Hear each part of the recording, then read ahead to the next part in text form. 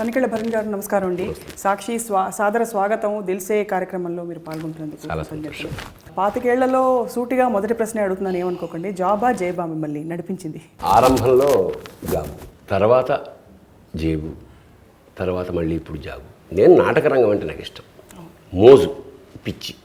సడన్గా ఎవరో నాటకం చూడడం, సినిమాకి రాస్తా వాడడం, వెళ్ళడం, విరక్తి చెందడం, వచ్చేయడం, మళ్ళీ ఎవరో పట్టుకుపోవడం, రాయడం, మళ్ళీ విసుగు రావడం, వచ్చేయడం, మళ్ళీ ఎవరో తీసుకెళ్ళడం, థర్డ్ టైం వంశీ కలవడం, లేడీస్ టైలర్ రావడం, రాయడం, ఉండిపోవడం. అలా సో ఐ హ్యావ్ రెండు రకాల భావాలు ట్రావెల్ అవుతూనే ఉన్నాయి ఆల్వేస్. 25 ఏళ్ళు అంటే మీలోని ఎదుగుదలను మీరు కూడా చూసుంటారు చాలా దగ్గరగా. కానీ మీరు వేగంగా పరిణితి చెందినంత మీతో పాటు పరిస్థితులు పరిసరాలు కూడా చెందాయా, లేక మీరు అడ్జస్ట్ అవుతూ వచ్చారా ఈ 25 ఏళ్ళలో? సముద్రం సినిమాలో ఒక డైలాగ్ ఉంది, అది ఒకసారి త్రివిక్రమ్ రాశాడేమో, ఆలోచించినప్పుడు తలంచుకుంటూ వెళ్ళిపోతే ఏ ప్రాబ్లం ఉండదు అని. ఇది చిత్ర సాగరం, చాలా అలలు వచ్చాయి, సుడిగుండాలు వచ్చాయి. ఎప్పుడు తలంచుకుంటూనే వెళ్ళిపోయాను, అదే అలవాటు కూడా అయిపోయింది. కాబట్టి ఏ పరిస్థితులు ఎవరి కోసం ఎప్పుడు ఆగం. సో దానికి అడ్జస్ట్ అయ్యి నిత్యనూతంగా దాంతో ట్రావెల్ అవుతున్నవాడు మాత్రమే సర్వైవల్, అదే ఫిట్టెస్ట్ ఆఫ్ ద. ఒక రచయితగా, ఒక నటుడిగా, అలాగే ఒక వేదాంతిగా, ఇది ఒక కొత్త కోణం, మీలోని కోణాన్ని చాలామంది చూస్తున్నారు. సాహిత్యవేత్తగా పుస్తకాలు రాస్తున్నారు, పుస్తకాలు బోల్డ్ అని చదువుతున్నారు. వీటన్నిటిలో ఎక్కువగా నటుడిగా మీ పాత్ర డామినేట్ చేయడానికి కారణం ఏంటి? అదే మీరు స్వతహాగా ఎంజాయ్ చేస్తారా? కాదు కాదు, అట్లా కాదు. ఏమిటంటే బేసిక్గా నేను ఆర్టిస్ట్ని, అంటే నాటకాలు వేసేటప్పుడు నటుడిని. మా గురువుగారు రాళ్లపల్లి గారు ఎప్పుడైతే మద్రాసు వెళ్ళిపోయారో, మా నాటక సమాజానికి రచయిత లేడు. అప్పటి వరకు నేను ఒక పిల్ల కవిని. ఈ దశలో మరో గత్యంతరం లేని పరిస్థితుల్లో నేనే రచయితనయ్యాను. ఆ నాటకం పేరు గార్ధభాండం, అంటే గాడిద గుడ్డు. గాడిద గుడ్డు అంటే చాలా తేలిగ్గా ఉంటుంది కాబట్టి కొంచెం సంస్కృత పద గుంభనంతో గార్ధభాండం అంటే ఏంటి గురువు అన్నారు.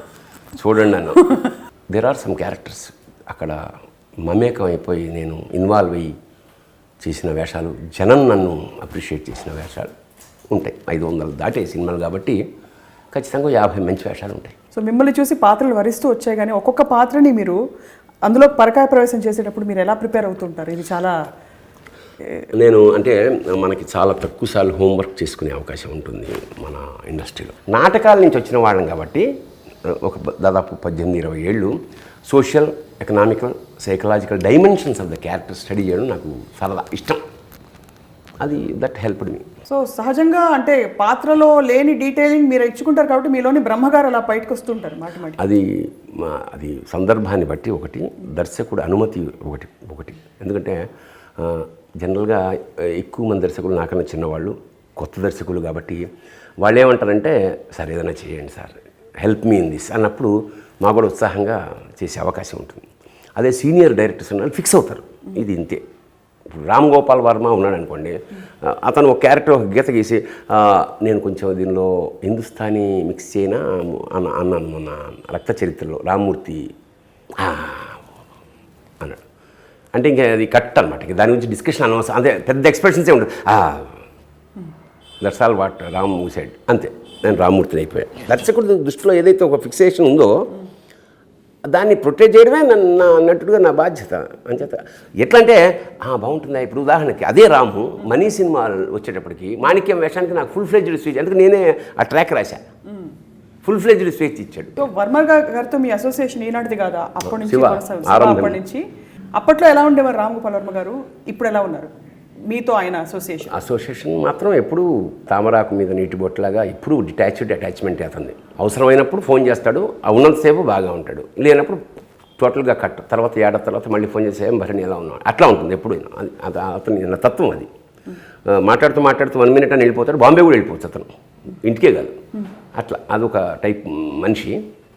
బట్ బేసిక్గా somehow we had a very good interaction. ఒకవైపు రామ్ గోపాల్ వర్మ గారి లాంటి బాణి ఆయనతో వర్క్ చేయడం, ఒక పక్క వంశీతో వర్క్ చేయడం, పెద్ద వంశీ లేడీస్ టైలర్, ఆయనతో వర్క్ చేయడం. అక్కడి నుంచి ఆరంభం మా కుట్లు. దాని తర్వాత కుట్లలో ఏమన్నా చిన్నగా వచ్చిందా మీకు? మాకేం రాలేదు. వంశీ గారికి ఒక రచయిత త్రోట్ సినిమా ఉండాలి, చాలామంది దర్శకులకు ఉండాలి. అట్లా ఈలోగా నేను మేకప్ వేసుకుని వేషాలకు వైపు వెళ్ళాం కాబట్టి నేను స్క్రిప్ట్ పట్ల అంత ఎక్కువ కాన్సన్ట్రేట్ చేయలేని కారణంగా నేను తగ్గించా రాయడం. అంతే తప్ప మీ ఇద్దరికి ఏమి లేదు అంతే. ఇప్పుడు ఎట్లా ఉంటుందంటే మూడు పెళ్ళాల కాపరంలాగా ఉంటాయి, దెబ్బలాట్లు ఉంటాయి, కొట్టుకోవడం ఉంటాయి, స్క్రిప్ట్ విసిరేయడాలు ఉంటాయి.